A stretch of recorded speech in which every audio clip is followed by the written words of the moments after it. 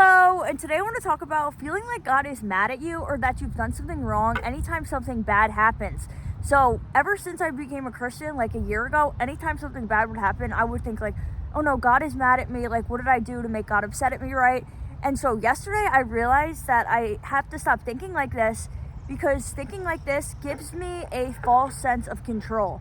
You know, if you think that bad things are happening to me because God is mad at me, it makes you feel a little bit safe, because then you feel like you can control yourself. You know, that's basically the only thing you can control is yourself, even though that can be hard to do, right? But so you're like, if I can control myself and I can be good, then that means that bad things will never happen to me, right? And so it gives you a false sense of control.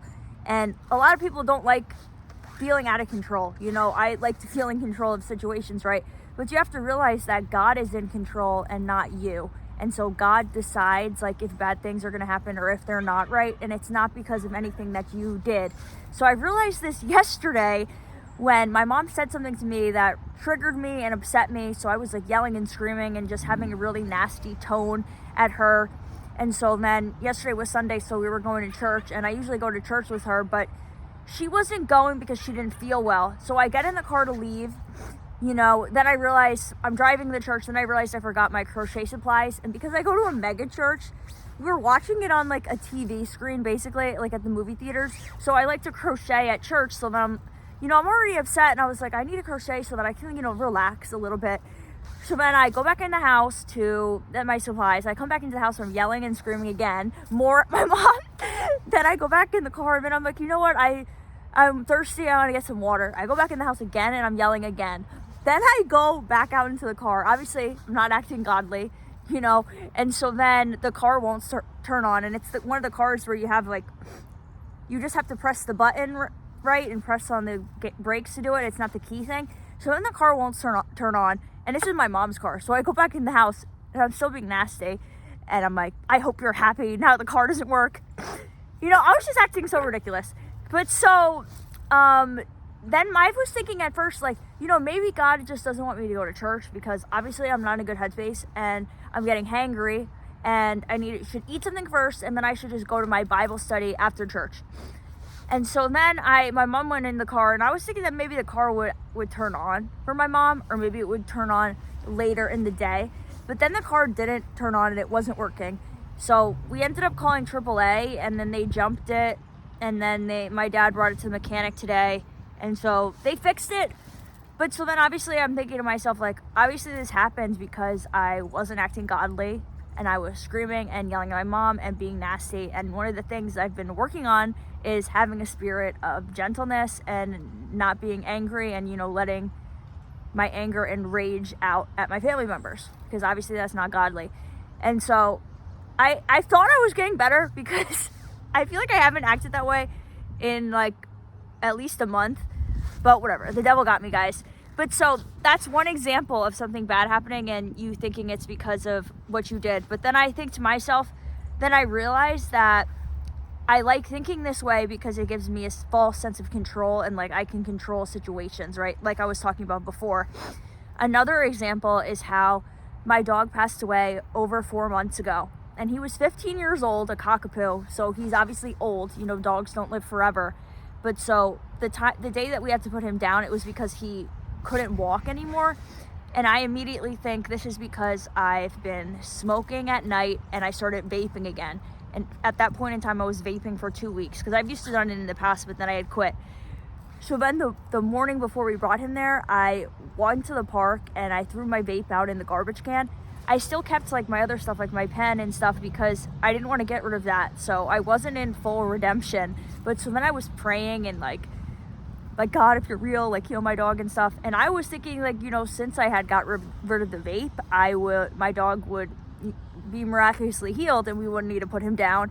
Obviously that wasn't the case, and we ended up having to put him down. Then I was mad at God. So then I went to go buy another vape, but then after that one ran out, it was one of those temporary ones. Then I gave it up. So I don't do that anymore. And I'm 3 months sober also, because then 2 weeks later, then I stopped smoking. But so that's just another example of me thinking that it was my fault, you know, because like it's not godly to be vaping because that's putting toxins into your body. There's no benefits to that. You know, you could argue that there are some benefits to smoking, you know, but it can also become addictive and it can also be not good for you. And God has given me signs that I shouldn't do that anymore. That's why I decided it was for the best for me to quit. And I have other videos about that, you know, and I quit my waitressing job.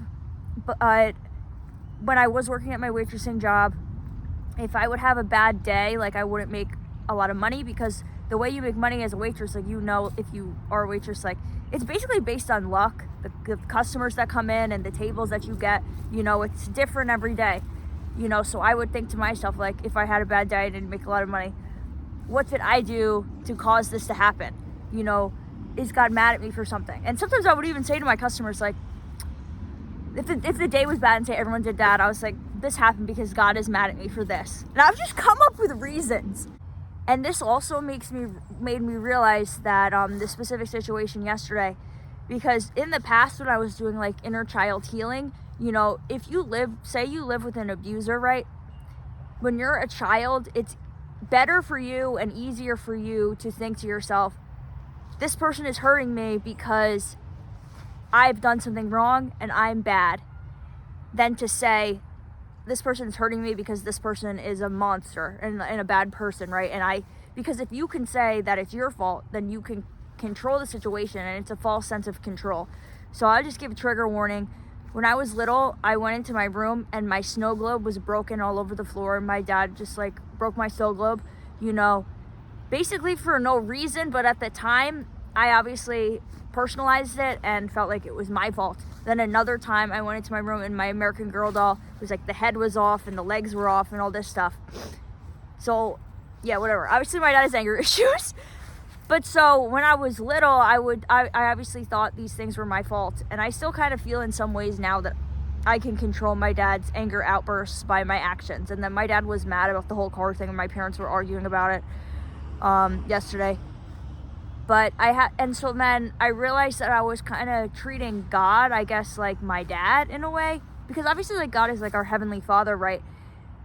But so like kind of like how when I was little, I thought that I had to just control myself, and if I'm good and I don't do anything to like make my dad upset, then he won't, you know, break my stuff anymore or like act angry and act out, you know. And then it translates to now thinking like, if I can be good and I can be godly and I can, you know, be a perfect Christian woman, a woman of God, you know, then bad things aren't going to happen to me. Then my dog would still be alive. Then, you know, the car that I use would be perfect forever and it would last me forever, you know, and, you know, nothing bad would ever happen to me. But it also says in the Bible how like we have to face trials and tribulations, and we have to suffer just how Jesus suffered, you know. So no matter how perfect you are, you're never going to have a perfect life where bad things don't happen, because I guess we have to have trials and tribulations. I talked about this in my other video about when my dog did pass away, you know, how I remember someone in my Bible study group saying like, it doesn't say like if trials and tribulations come, it says like when trials and tribulations come. Like, so that means like we're going to have trials and tribulations, you know, and it's supposed to be testing our faith, you know. So for example, I could have been yesterday, like when the thing happened with the car, thinking like, whatever, God abandoned me, God doesn't like me, now I'm not going to church ever again, I'm not praying again, and I'm just gonna, whatever, not pray, go back to spiritual stuff. But I don't think that. I still want to pray, and I pray today, you know, and I still want to have God in my life and go to him for help, but sometimes bad things do happen. So don't think that it's your fault if something bad happens. God loves you all the time, no matter what. And, you know, you just have to realize that this is a trial and tribulation, and you have to get through it. Obviously, you shouldn't just do whatever you want, and you should strive to be godly. Obviously, how I was acting yesterday by being nasty and yelling and screaming, that's not good to do, and I don't want to be having anger outbursts like that. So I'm going to keep praying to have the spirit of gentleness and patience, and, you know, not be so impulsive by like impulsively like saying things and yelling and like when I feel upset and triggered, just like praying to God about these things, maybe journaling about the situation, because you think that yelling makes you feel better, but it doesn't really end up making you feel better. And then you kind of feel remorse and regret for your actions a little bit. But I've apologized to my mom, and I even said to her, like, this is my fault. This happened because of I was acting like this, and that's why the car broke down. She said, oh, it's not because of that.